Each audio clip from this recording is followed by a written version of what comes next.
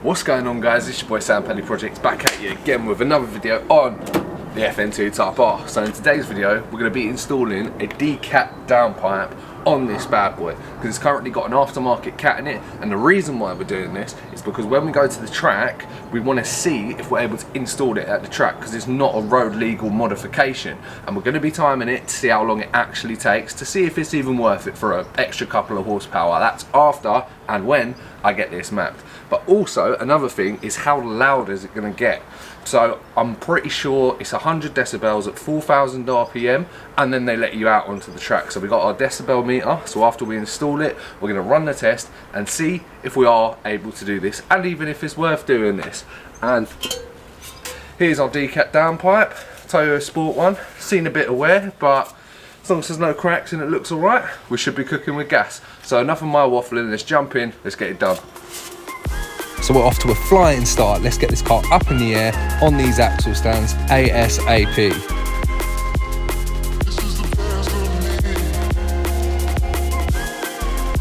Slowly does it.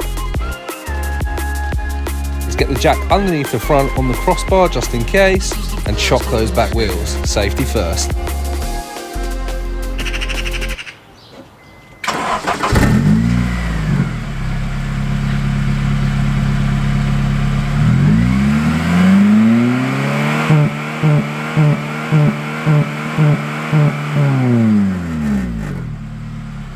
And without delay, let's start unbolting the cap.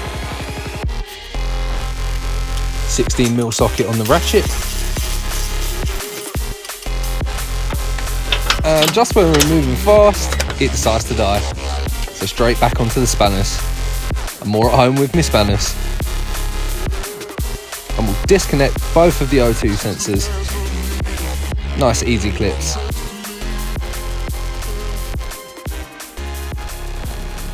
Right, so I've stopped the timer quick just to show you what's going on.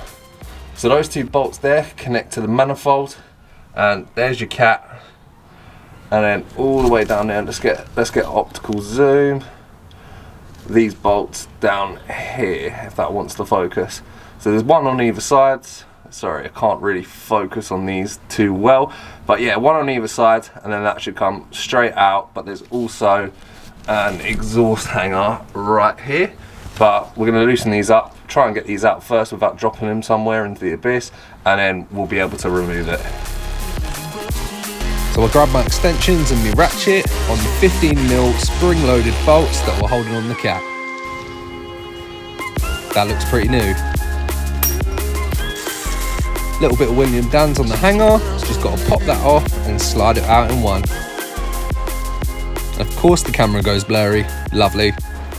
Alright, cool, so we have the old cat out, and obviously you can see it's worn a little bit, but it's pretty clean as far as cats go. Obviously that's not the original cat that came with the car, that is an aftermarket one. So we've got the new hardware, well, new-ish hardware, that's obviously not seen much heat, which is good.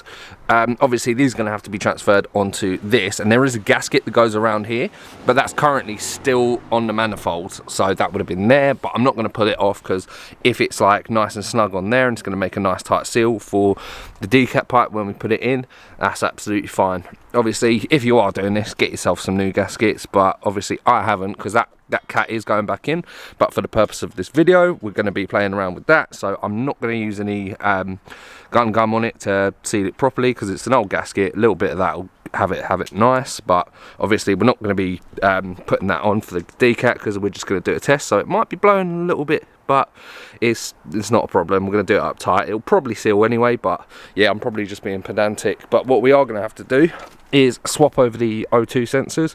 Got the high and the low one, and let's have a look on this. So one's going to go there and the other is going to go there.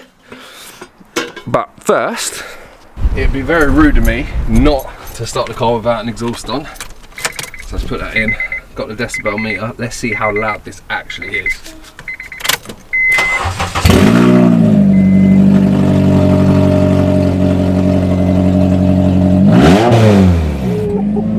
Right, I'm not trying to piss off my neighbours. Well over 100 decibels on revs. I'd say 120, 130, but we're not going to pop my eardrums, we're not going to piss off the neighbours too much, but that is what it sounds like. A little bit of William Dan's on the O2 sensors, so I grabbed my 22mm spanner, a couple of taps with a hammer, and then it loosened it up.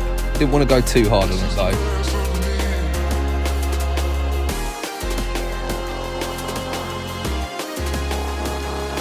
Now just sliding it back into place onto the hanger, getting ready to install the bolts and connect the electrical connectors.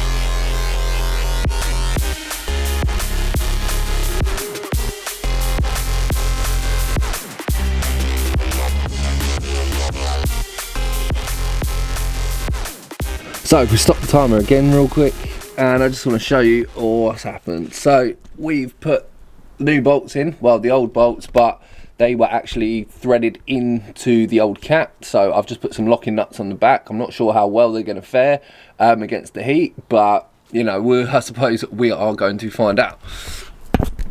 As seen earlier, we just put the O2 sensors, plugged them back in, tidied up the wiring into the clips and housing for it. Put the, if I can move, exhaust hanger back on, and I'm not sure if you'll be able to see up there, it is a little bit dark.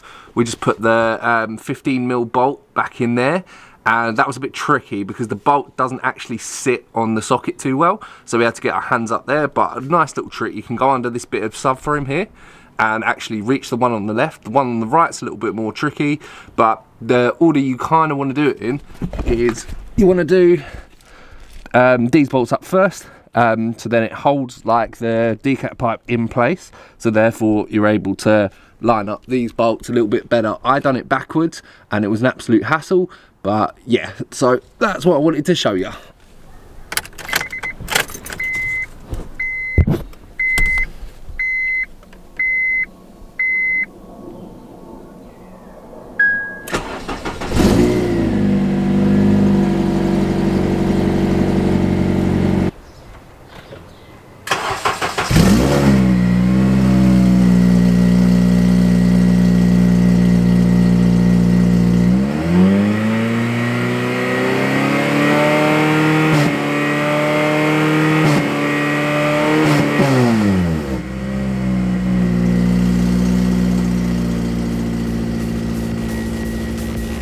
So on that testing, I did have it a little bit further away, so I can only imagine that if I had it in the same place as the first test, then it probably would have read a little bit louder, but still under 100 decibels. So let's deal with this engine management light, and that is an air-fuel ratio fault. I was expecting it to be an O2 sensor issue of some sort, but if it's just saying the air fuel mixture, hopefully if I take it on a quick spin around the block, I know I shouldn't be doing it, keep it to the track, but we'll see if that fixes the issue. So I've just deleted the codes off of the car. It's probably going to come back as soon as I turn it on, but I'll take it for a quick blast around the block, delete the codes again, repeat the process, and we'll see what happens. But if it's going to throw a engine management light on when I get it mapped, I might have to keep the Decat in it so they can map that out of it, and just so it runs with a free flowing exhaust before the next time I go to the track. But let's go and do this quick test, see what happens. If it goes away, great. If it don't, it is what it is. I'm putting the cap back in anyway, so it doesn't really matter too much. So an hour and 12 on the clock, not too bad. Still got to put it on the floor, so let's get it on the floor and get it out for that test drive. Excuse my dusty car, but yeah, we don't have an EML light now, which is strange, but we'll take it for a quick spin around the block anyway, just to have a listen. All right, so we're all warmed up. Let's get a little bit of first gear VTEC. Yes, that sounds a lot better, a lot more aggressive, and maybe it's placebo, but it does feel a little bit more responsive as well. But we ain't gonna take the piss too much round here because these are residential roads, so there you go. It does sound really good. I'd love to be banging it at 70 to see what it really sounds like, that real exhaust note. Important things to note though, if you are doing this job on yours, expect the bolts to break, because I just thought at the back of the exhaust where the back box was on the original Type R exhaust, those spring-loaded bolts snapped straight away. I didn't even give it much hoof and they snapped. So do expect to snap some bolts, but is it actually worth doing this? if you're going to be doing what I'm doing, taking it to the track, getting it mapped, squeezing out that few bits of horsepower, and obviously if you have a well-maintained engine, we're going to be doing some more servicing, maintenance work on this engine before we go mad on it. And yeah, is it worth it? If you're doing what I'm doing, yes. Just your daily driver? No, definitely not. Although the original cats in these are worth a few quid, I've heard through the grapevine. So is it worth doing it? That is completely up to you. I can't actually advise you on what you should do because I don't know your circumstance. But great video, really enjoyed doing this. I need to go put the old cat back in, so wish me luck, but go down there, hit the subscribe button because it's your boy Sam Paddy Projects. We got more coming and I'll catch you on the next one.